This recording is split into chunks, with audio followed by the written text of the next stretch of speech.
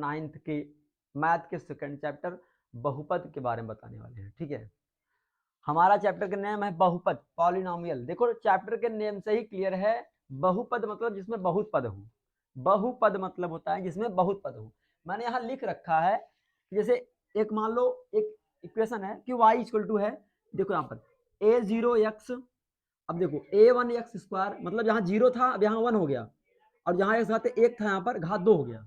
देखो यहाँ पर a0x1 a1x2 plus a2x3 plus a3x4 dash dash dash, ऐसे ही बहुत अनंत तक जाएंगे, क्योंकि देखो नाम ही है बहुपद, ऐसे बहुत पद होते हैं।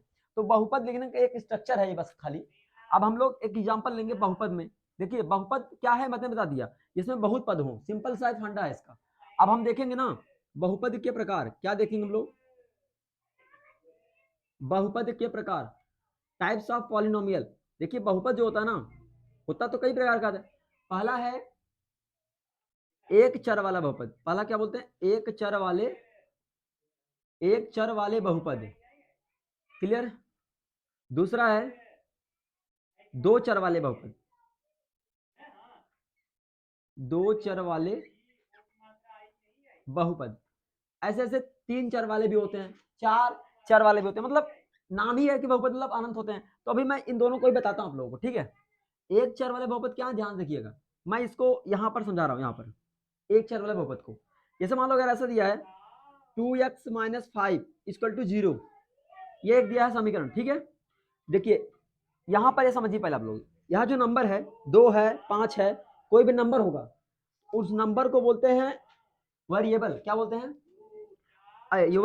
इसको, इस नंबर को बोलते हैं कांस्टेंट। मैं लिख देता पर, नंबर्स को बोलते हैं कांस्टेंट, और एक्स है ना, इसको बोलेंगे वेरिएबल, क्या बोलेंगे, वेरिएबल, ठीक है। मतलब इसको बोलते हैं हम लोग अचर, अचर पद बोलते हो ना हिंदी में, चर, ये चीजें, एक अचर एक चर, जितने भी नंबर्स होते हैं, मतलब ये 2 5 6 7 जो भी हो नंबर्स, सब क्या होते हैं, कांस्टेंट, अचर। और जो एक्स हो गया, वाई हो गए, जेड हो गए, वो सब आ जाएंगे तो क्या कहलाएंगे, चर। इतनी बातें क्लियर। यहाँ देख रहे हैं हम लोग चरों की संख्या कितनी है, बताओ इस समीकरण में चर की संख्या कितनी है, एक ही है ना, यक्स है, एक ही है ना। तो जब चर की संख्या एक होगी तो कहेंगे कि ये एक चर वाला बहुपद है। बात खत्म। देखो एक चर वाला बहुपद में जिसमें चरों की संख्या एक हो, एक चर वाला बहुपद, क्लियर। तो यहाँ पर अगर सॉल्व करेंगे हम लोग ना, तो इसका सॉल्यूशन भी एक ही आएगा। जैसे मैं इसको सॉल्व करूंगा तो 2x, ये देखो -5 इधर है, उधर जाएगा तो +5 ना। अब देखो 2 मल्टीप्लाई किया, उधर जाकर डिवाइड करेगा, x बराबर हो जाएगा 5/2। तो देखो x का एक ही वैल्यू आया है 5/2, और कोई आ रहा नहीं। मैंने कहा जिसमें एक चर होता है उसे एक चर वाला बहुपद बोलते हैं, इसका एक हल भी होता है, एक ही वैल्यू आती है इसकी, ठीक है। अब मैं इसको देखो समझाता हूं, दूसरे वाले को, दो चर वाले बहुपद को। दो चर वाला बहुपद क्या होता है, इसमें देखिए जैसे मैं एग्जांपल ले रहा हूं अभी, एक x² + 2x और +3, ये एक इक्वेशन है, ठीक है। अब यहां देखो, तो दो चर वाला बहुपद किसे कहते हैं, जिसमें दो चर आ जाए, क्या चर, जिसमें दो चर आए। यहां पर मैं y ले रहा हूं तब ऐसे हो जाएगा, ऐसे। इसमें क्या है कि यहां देखो एक चर x है, दूसरा चर क्या है y। मैंने कहा था x y z तो चर चर होते हैं, और जो नंबर होते हैं 2 3 5 6 ये सब अचर होते हैं, कांस्टेंट। यहाँ पर देखो एक चर पद क्या है x, दूसरा चर पद क्या है y। तो यहाँ पर दो चर हो गए, तो इसलिए क्या हो गया, दो चर वाले बहुपद।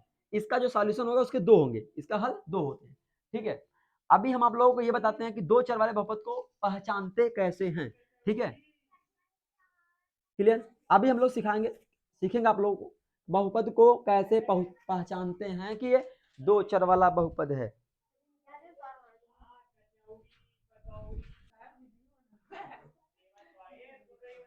देखिए अब हम यहाँ आगे देखने वाले हैं बहुपद की घातें कैसे निकालते हैं, ठीक है। अब ये देखिए दो क्वेश्चन लिखा हूं, इसमें बताना बहुपद की घात कितनी है। देखिए जब भी हम देखेंगे कोई भी क्वेश्चन दिया रहेगा, उसमें देखेंगे सबसे अधिकतम घात कितनी है चर की। देखिए x यहाँ पर चर है और ये 3 क्या है, अचर है। तो देखेंगे चरों में सबसे अधिकतम घात किसकी है, तो इसकी घात देखो 5 है, इसका 4 है, तो अधिक अधिक किसकी है, इस वाले की। तो अधिकतम घात जितनी होगी वो इसको घात बोल देंगे। तो इस वाले समीकरण में बहुपद घात कितनी है, 5 है, बहुपद घात कितनी, 5, जो सबसे ज्यादा होगी वही बोलेंगे, ठीक है। इस वाले समीकरण बताइए बहुपद घात कितनी है, बहुपद घात खाली बोलोगे तो बोलोगे खाली 8 है।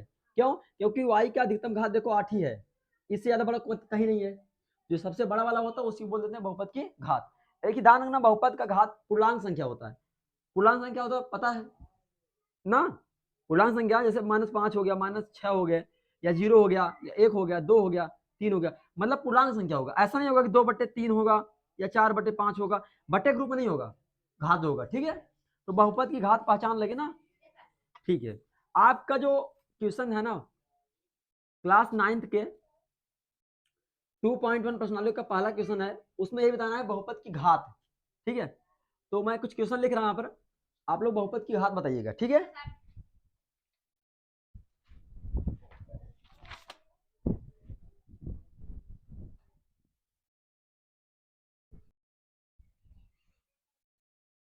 देखिए यहाँ पर ये जो क्वेश्चन लिखा गया है इसमें बताना है कौन कौन बहुपद हैं, और अपना कारण भी देना है कि बहुपद हैं तो क्यों है, अगर आप बोल रहे हो नहीं है तो क्यों नहीं है, ये भी पूछना है। तो पहला यहाँ पर देख लीजिए, दिया 4x² - 3x + 7, इसमें बताना है कि ये बहुपद है कि नहीं है। यहाँ पर देखिए ये बहुपद है, क्यों? क्योंकि इसमें देखिए चर की अधिकतम घात कितनी है 2, और मैंने कहा था चर की घातें जो होती हैं पूर्णांक संख्या होनी चाहिए, और 2 एक पूर्णांक संख्या है ना, बटे ग्रुप में नहीं है ये, तो इसलिए ये क्या हो गया, बहुपद है। ये क्या है? बहुपद है।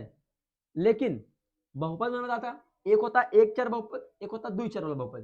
तो इसमें चरों की अधिकतम घात कितनी है 2, अधिकतम घात कितनी है 2, इसलिए इसको कह देंगे दो चर वाला, इसलिए इसको कह देंगे दो चर वाले बहुपद। क्या कह देंगे?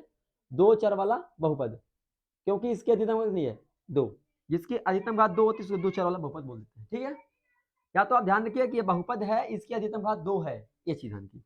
दूसरा है, इसमें पूछ रहा है ये भी बहुपद है, यहाँ पे देखिए y का अधिकतम घात कितना है 2, तो ये भी 2 है, तो ये भी क्या हो गया, बहुपद हो गया।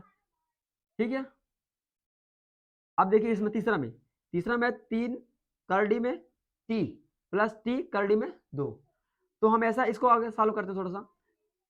3 है ही यहाँ पर, अब देखिए t करड़ी में है, करड़ी का मान कितना होता है 1/2, यहाँ लिखेंगे t घाते 1/2 प्लस t है यहाँ पर, देखिए लिख देता t, करड़ी में 2 है, करड़ी में 2 रहने देता हूँ।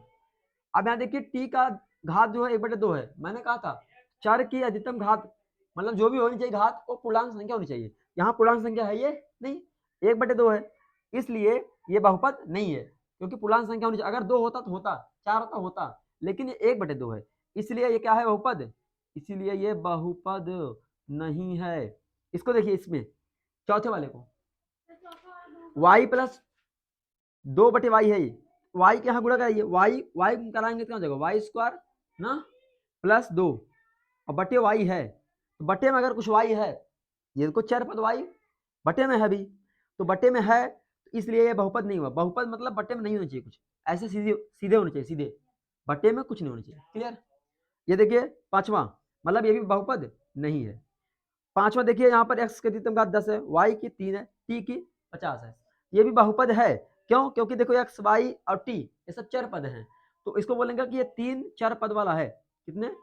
3 चरों वाला बहुपद है ये। क्लियर?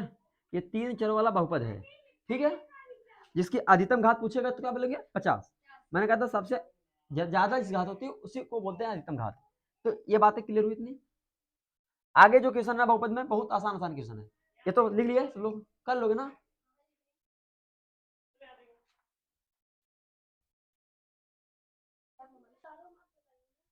ठीक है,